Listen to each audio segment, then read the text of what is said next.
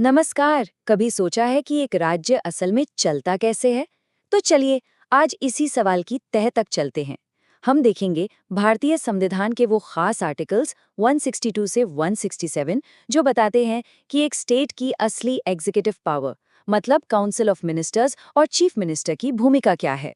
हाँ, तो सवाल एकदम सीधा है कि भाई एक राज्य का असली बॉस है कौन?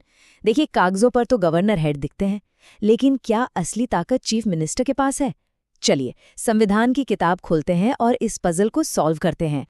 अच्छा, इस सवाल का जवाब ढूंढने से पहले ये समझना होगा कि स्टेट गवर्नमेंट की पावर की बाउंड्रीज क्या हैं। मतलब पावर कौन इस्तेमाल करता है, ये जानने से पहले ये तो पता हो कि वो पावर है कितनी। और इसकी शुरुआत होती है आर्टिकल 162 से। आर्टिकल 162 इसे बिल्कुल सिंपल कर देता है। ये कहता है कि स्टेट गवर्नमेंट की एग्जीक्यूटिव पावर का दायरा ठीक उतना ही है जितना स्टेट लेजिस्लेचर का कानून बनाने का है। सीधा सा मतलब है जिन सब्जेक्ट्स पर स्टेट कानून बना सकता है उन्हीं पर वो शासन भी कर सकता है। तो ये जो पावर है ये मेनली दो एरियाज में काम करती है। पहला तो स्टेट लिस्ट के सारे मामले, ये तो पूरी तरह से स्टेट के कंट्रोल में हैं। और दूसरा कॉन्करेंट लिस्ट, यहाँ स्टेट और सेंटर दोनों कानून बना सकते हैं, लेकिन एक पेंच है। अगर टकराव हुआ तो सेंटर का कानून ही माना जाएगा। तो ठीक है, हमने मैदान तो समझ लिया। अब बारी है खिलाड़ियों से मिलने की। आखिर इस पावर को यूज कौन करता है? और कहानी की शुरुआत होती है गवर्नर के सबसे जरूरी सलाहकारों से। आर्टिकल 163 इस पूरे सिस्टम की नींव है। ये साफ साफ कहता है कि गवर्नर अकेले काम नहीं करते, उनकी मदद और सलाह के लिए हमेशा एक काउंसिल ऑफ मिनिस्टर्स होगी। और उसका हेड कौन होगा? Chief minister. और हाँ, ये स्ट्रक्चर बिल्कुल सेंटर जैसा ही है।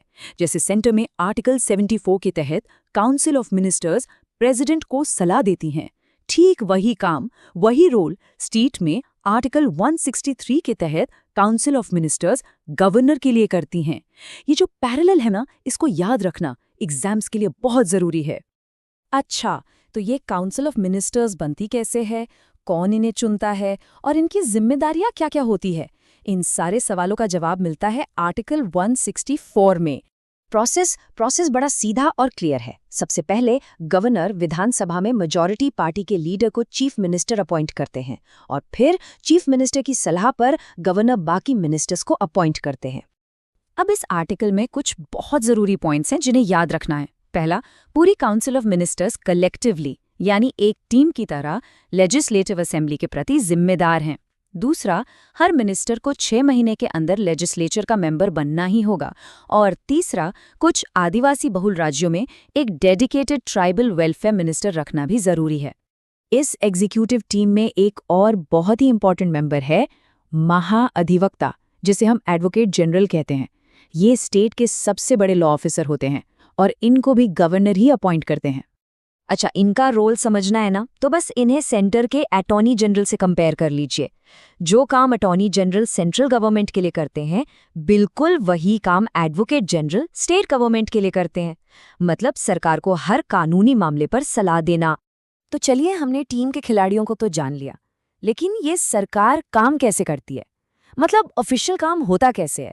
सारे फैसले, सारे ऑर्डर्स किस प्रोसेस से लिए जाते हैं? इसका जवाब है आर्टिकल 166 में। और यहाँ एक बहुत ही इंटरेस्टिंग बात पता चलती है। देखिए, फैसले तो काउंसिल ऑफ मिनिस्टर्स लेती हैं, लेकिन सरकार का हर एक एग्जीक्यूटिव एक्शन, हर एक ऑर्डर फॉर्मली गवर्नर के नाम पर ही लिया जाता है। और बस यही बात गवर्नर को स्टेट का कॉन्स्टिट्यूशनल हेड बनाती है। ये जो सिस्टम है, ये चीफ मिनिस्टर और गवर्नर के बीच एक ब्रिज की तरह काम करता है। आर्टिकल 167 के हिसाब से ये चीफ मिनिस्टर की ड्यूटी है कि वो कैबिनेट के सभी फैसलों और एडमिनिस्ट्रेशन से जुड़ी सारी जानकारी गवर्नर को देते रहें। ये एक तरह का चेक एंड बैलेंस सिस्टम है। तो हमने संविधान के इन इम्पोर्टेंट आर्टिकल्स को एक-एक करके समझ लिया है। तो अब वापस चलते हैं अपने पहले सवाल पर, जहां से ये सारी बात शुरू हुई थी कि असली पावर किसके पास है। और इसका जवाब अब तक तो बिल्कुल क्लियर हो गया होगा। गवर्नर्स जो हैं वो स्टेट के कॉन्स्टिट्यूशनल हेड हैं, यानी कि नॉमिनल एग्जीक्यूटिव। लेकिन जो रियल एग्जीक्यूटिव पावर है, असली शक्ति, वो चीफ मिनिस्टर और उनकी काउंसिल ऑफ मिनिस्टर्स के पास है। वही लोग सरकार के रोजमर्रा के फैसले लेते हैं और असल में स्टेट को चलाते हैं। और हाँ, इन सभी आर्टिकल्स को एक साथ याद रखने के लिए ये रही एक क्विक समरी टेबल। ये रिवीजन के लिए एकदम परफेक्ट है।